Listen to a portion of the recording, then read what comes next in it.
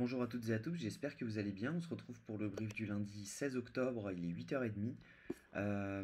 Donc aujourd'hui, on va parler donc, du pump qui a eu lieu dans la nuit, donc début hier soir, et il a vraiment continué ce matin. Donc on va en parler, on va voir le pourquoi du comment ça s'est déclenché, et comment on aurait pu l'anticiper en voyant tout simplement les positions qui s'ouvraient au short, donc ce qui a augmenté le nombre de liquidations à la hausse.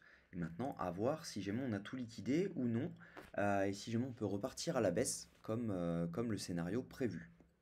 Sachant que c'est un scénario qui était prévu, étant donné qu'on pouvait viser, c'est ce que j'avais dit, tac, si jamais on se mettait comme ça, on allait un tout petit peu plus haut, mais si vous regardez le brief de mardi, il me semble, j'avais donné, on était par là, je crois, et j'avais donné donc le rebond trendline et que c'était possible suite au shosh bon, il n'a pas fait le shosh, mais qu'on vienne rechercher la zone de rechargement.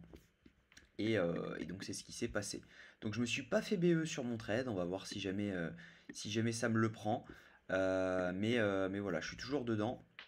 Je vise toujours cette zone-là. Donc maintenant, à voir si jamais on est plutôt en tendance pour y aller ou non. Alors, on commence. Au niveau des news du jour. Alors, aujourd'hui, il n'y a aucun événement prévu. Cette semaine, il va pas vraiment y avoir grand-chose, à part discours de Powell jeudi.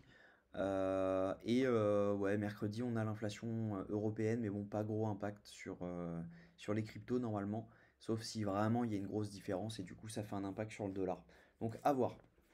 Au niveau donc des funding open interest, on voit donc qu'il y a énormément de shorts qui se sont ouverts à la donc juste ici, on le voit, hein, ça commence. On le voit à l'open interest tout simplement, qui commence donc vraiment à partir de ici. Hop, je vais tracer une ligne verticale comme ça, vous allez bien vous en rendre compte. Hop là. Donc vraiment à partir d'ici, on a énormément de shorts qui se sont ouverts parce que les gens ont dû penser qu'avec cette mèche là, on a liquidé tout le monde, donc maintenant on peut aller tout liquider à la baisse. Et en fait, c'est pas ce qui s'est passé parce que tout le monde s'est mis à short. On le voit, hein, augmentation de l'open interest, baisse du funding et une vraie grosse augmentation du CVD spot, ce qui fait que bah, tout simplement ça entraîne une énorme hausse naturelle causé par le CVD spot et ce pump là est augmenté par l'accumulation de liquidations qui se sont trouvées dans cette zone ou de stop loss parce qu'on avait tous les stop loss ici et donc du coup ça a déclenché un short squeeze. C'est ce qu'on appelle un short squeeze.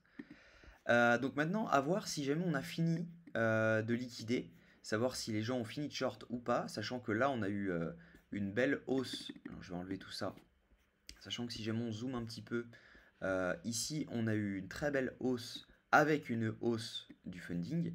Donc ça veut dire qu'à partir de ici, il y a énormément de personnes qui ont long. Donc là-dedans, on a beaucoup de personnes qui ont long. Donc il y en a qui sont bloqués là-dedans sous cette mèche. Donc il y en a qui ont long par ici, par exemple. Et donc ça, il va falloir voir si jamais on a des liquidations qui se sont rajoutées, parce que peut-être que là-dessous, on a des stop loss, et là-dessous, ça se voit, hein, on n'a pas fait de plus bas, donc ça se voit qu'il y en a énormément. Tous ceux qui ont long, ils ont mis leur stop loss ici. Donc maintenant, à voir. On va voir, hop, on va confirmer ça avec le ratio. Alors le ratio, bon, bah, il nous le confirme bien, hein, on a une énorme augmentation du nombre de shorts qui a été là. On a sûrement des longs qui ont dû se fermer. Tac. On a sûrement des longs, ouais, qui ont dû se fermer là-dessus. On voit, hein, il y a eu de liquidation et en même temps. Mais voilà, ça n'a pas bougé beaucoup depuis hier.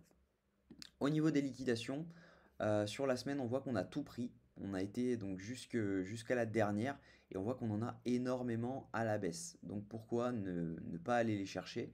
Et si on se met sur un mois, tac, si ça veut bien charger, et bien si on se met sur un mois, on voit que toutes les liquidations, elles sont vraiment à la baisse et ça ferait pas sens. Ça ferait sens d'aller chercher les 28 900 à la limite pour redonner un peu du, pour redonner l'envie à tout le monde de long, pour break le plus haut, etc., pour ensuite partir à la cave. Mais voilà. Le but là, à mon avis, ça va être de descendre tranquillement et aller chercher ces liquidations à la baisse. Et donc techniquement, bon bah voilà, le rebond sur cette trendline, parfait, le rebond parfait. Et puis derrière, on revient chercher tout simplement la zone de rechargement de short. Et puis maintenant, bah, on peut target, voilà, si on regarde l'extension de Fibo à 0,27, ça nous donne parfaitement la target du short, qui est donc les 25 900 à 25 800. Donc voilà, maintenant on va voir si jamais ça tient. Peut-être que je vais mettre mon SL juste au-dessus de cette zone pour être sûr de ne pas me faire BE pour rien. Je pense même que je vais le faire tout de suite après la vidéo. Donc je vais le mettre, hop, je vais mettre mon SL à 28 150. Ouais, 154. Comme ça, je sais que si jamais on vient chercher bah, au-dessus, c'est vraiment pour aller faire un plus haut et on ne sait pas vraiment où ça s'arrêtera étant donné qu'on a quand même un peu de liquidation ici. Donc ça peut s'arrêter au 29 400, autre trendline. Donc voilà. Voilà. Eh bien écoutez, c'est tout pour aujourd'hui. Pour moi, là on avait un top. On peut revenir maintenant à la cave. Euh, Normalement, c'est ce qui devrait se passer. Maintenant, si jamais on clôture là au-dessus, il va falloir quand même bien analyser le nombre de longues, le nombre de shorts, etc. Donc pour ça, je vous invite à me suivre sur Twitter parce que je ferai des updates.